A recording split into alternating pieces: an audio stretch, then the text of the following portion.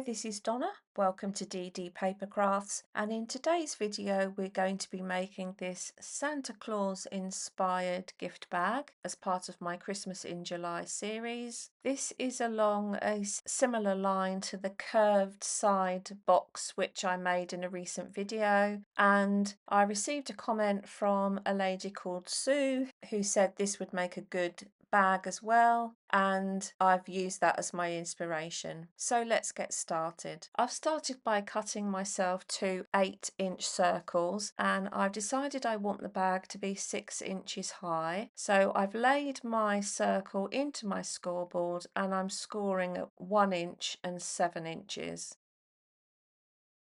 I'm then going to use the score lines as guidance to trim off these 1-inch sections from the top and bottom of the bag. Now you can recut your second circle in exactly the same way, or use this piece as a template over the second full circle and just trace along the lines at the top and bottom. If you do decide to cut each circle independently, just do take a moment to line them up on top of each other and make sure that they do actually match and the cut lines are equal. We now want to make the sides of the bag, and I know I want my bag to be 2 inches wide, and I need to cut a piece which is going to fit around the curve for the side of the box. If you've watched any of my videos, you'll know that I've been really trying to find an easy way to work out the size of curved edges. One thing I found, and this is the process I'm probably going to follow from now on where I can, is I'm going to use my scoreboard. I'm going to line up this point here with the inside top corner of the scoreboard. I'm going to keep my piece of cardstock vertically, and I'm going to roll the piece along the top edge of the scoreboard until I get to the other end, and I can see that my piece finishes here, and that is 6 3/4 of an inch. So this side is 6 3/4. I'm just going to write that on there, and I'm going to take a few extra seconds just to measure the second side the same way, just in case for some reason when I've sliced off the top and bottom edges I haven't done it straight. So I'm going to repeat the process, roll the cardstock along,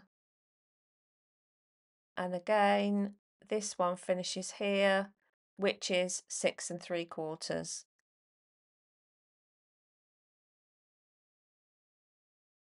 And then because I've used one as a template for the next one, or I've double checked the size, they should be the same. For the side pieces, I've got two pieces which are 7 1/4 by 3. Along the short side, I'm going to score at 1/2 and 2 1/2.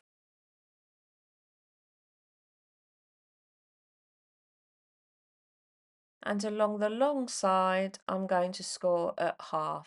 And you want to do that twice. Fold and burnish along the score lines. Remove the bottom left hand and right hand corner squares.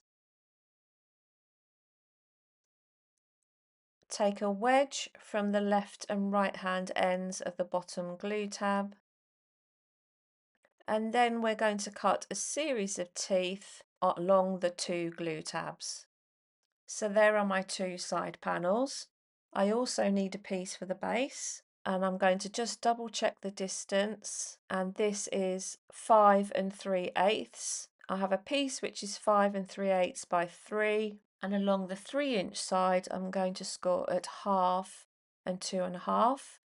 Fold and burnish, and just cut a wedge from the ends of the long glue tabs.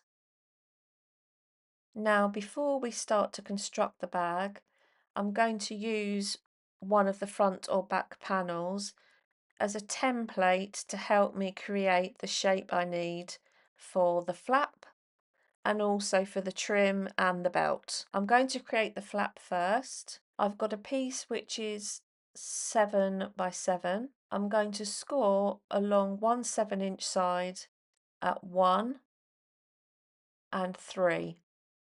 Fold and burnish the score lines. Now this 1 inch section here is going to come down the back of the bag. This section goes over the top and this is the front flap. And clearly I want this piece to be shaped the same as the back panel of the bag.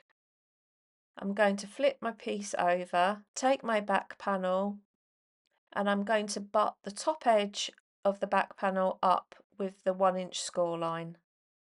I'm then going to trace around the edge to get the shape of the bag. And I'm going to cut just inside the pencil lines.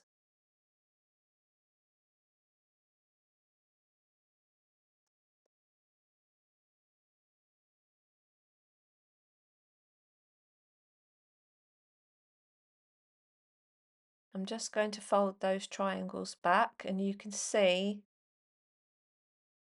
that that matches the shape. I'm going to take my trimmer, I'm going to line the end of the cut of the curve with my cutting track in my trimmer like so, and I'm going to cut away the excess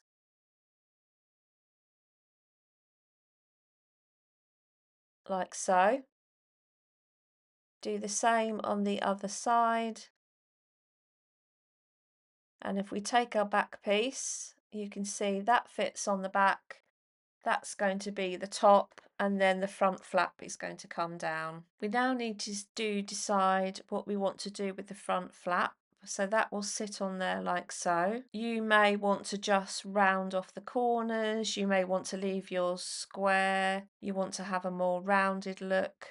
I'm going to use a circle die to take away these outside square edges. I'm going to lay the die so that the edge of the die is level with the edge of the flap, and I'm just going to draw around the outside of the circle and just remove those pieces using my scissors. This die is just under 5¼ inches, so I'm going to trim that away.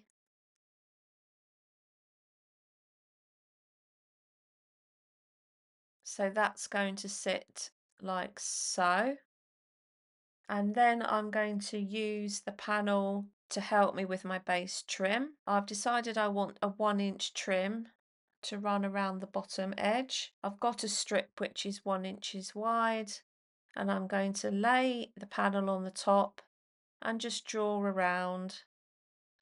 And then I'm going to do the same for the other side and just cut the curves, which is going to give me the shape I need. And then finally, I want to create the shape for the belt. I'm doing all these things now because it's going to be harder once the bag's constructed. And I want to follow the curves at the outside of the bag with my additional pieces. I've cut myself a strip which is 1½ inches wide by the length of A4. I want my belt to be 1½ inches wide and start at 2 inches down to 3½ inches. I've got my strip.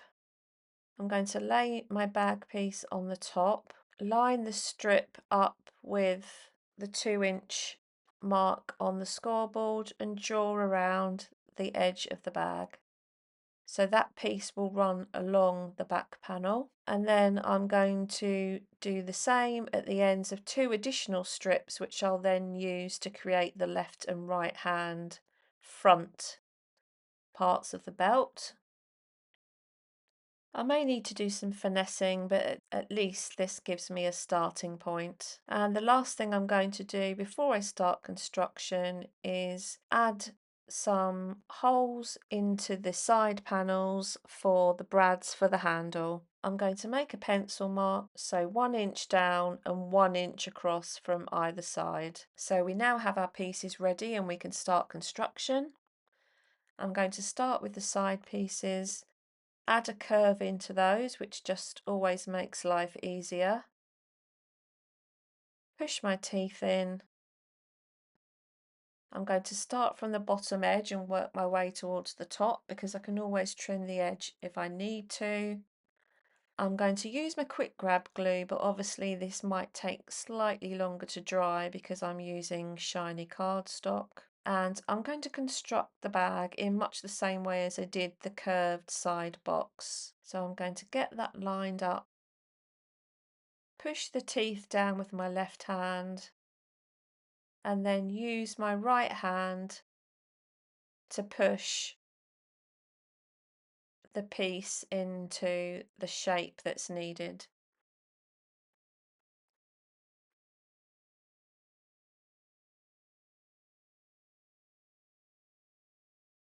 So I'm trying to wipe as much glue off as I go. So I'm happy with that. I'm going to work on the other side.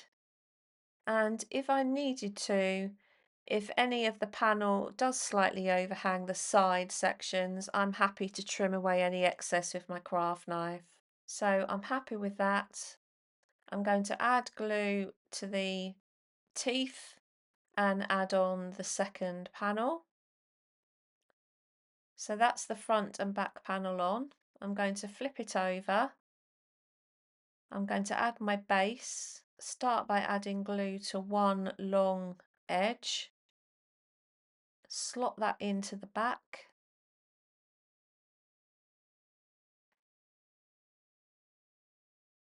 Once that's in place, I can add glue to the side glue tabs and to the remaining glue tab. Slot that inside, and you may find, so it might be worth checking before you add the glue, that you need to slightly change the shape of the ends of the glue tabs. And I'm just going to sharpen the angle on the ends of these just to help that fit in a bit easier. Make sure it all sits squarely, and then I'm just going to go in and burnish the tabs down with my score tool. So that's the bag base. I'm now going to start adding the other elements. I'll add my glue to the back 1-inch panel of the flap.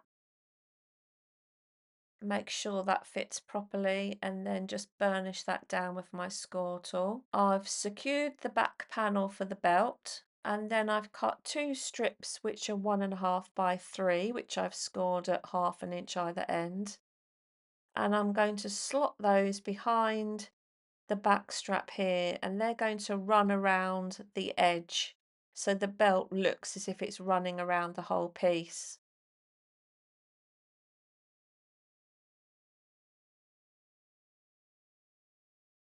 And once that's lined up, I'm just going to wrap that around. So now my idea is there will be some hook and loop behind the flap, but I want to cover the insides first. And then I'm going to create a belt with a buckle look and a belt which will actually work. I'll just show you the buckle before I stick it on. I've cut a piece of cardstock which is 2.25 by 2.5. I've measured 3/8 of an inch all the way round, and then I've got a 1/2 inch gap, 1/2 inch panel, and then a 1/2 inch gap. I've cut those with my craft knife. I'm going to cut another one just to add some stability, and my thought process is the rest of the belt will come over like so, but in here this part of the strap will be added on to the buckle. In fact, I can trim some of this away now to start with because I'm not sure how much I need. So the idea is this is going to be glued onto here. This belt buckle will be through the strap, and the strap will wrap around like so. And then this strap will come from this side through the buckle, and I will also have a belt loop. So I'm going to get on with that. I've added my decorative paper to the inside of the box and the inside of the flaps. I'm just waiting for my glue to dry before I add my hook and loop. I've finished this side of the belt. So I've looped the black strap around the back of the buckle, and I've made a belt loop, which is here. So the idea is the flap will come down, this side of the belt will come across, will feed through the buckle, and also go through the belt loop. So the front of the bag will sit like so. The next thing I'm going to do is my trim. I've added some texture paste onto the trim and then smothered them in glitter. I wanted to create a fur trim look. Not quite sure I've achieved it, but it's not too bad. I've cut two strips which are 1 3/8 by 3 inches, which I've scored at 1/2 inch either end. And they are going to be the side panels for the trim. And I'm just going to lay the front piece on because I need to shape the tabs of the side pieces. So you can see here, if I lay the trim on the top, that just indicates where I need to cut away the tab. So that's going to sit on all 4 sides. So I'll get on with that now. Here's the bag now finished. I've added the trim, and ideally the front strip I would have liked 1/16 of an inch longer at either end, but it is what it is. I've added a simple strap to the top, which is the length of A4 by 1 inches, and I've just added those with brads, and this can rotate backwards and forwards so you can get into the bag. We've got the belt system on the front, which I'm quite pleased with.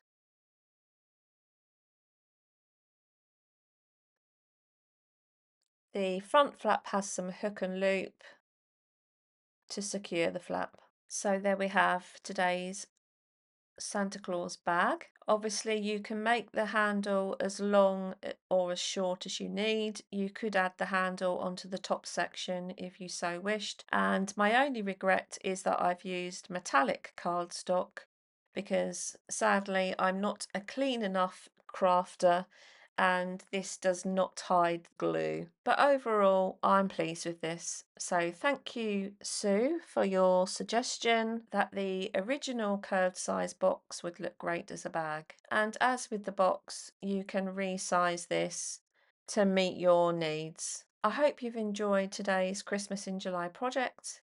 If you haven't done so already, please consider subscribing to the channel. And until next time, thanks for watching.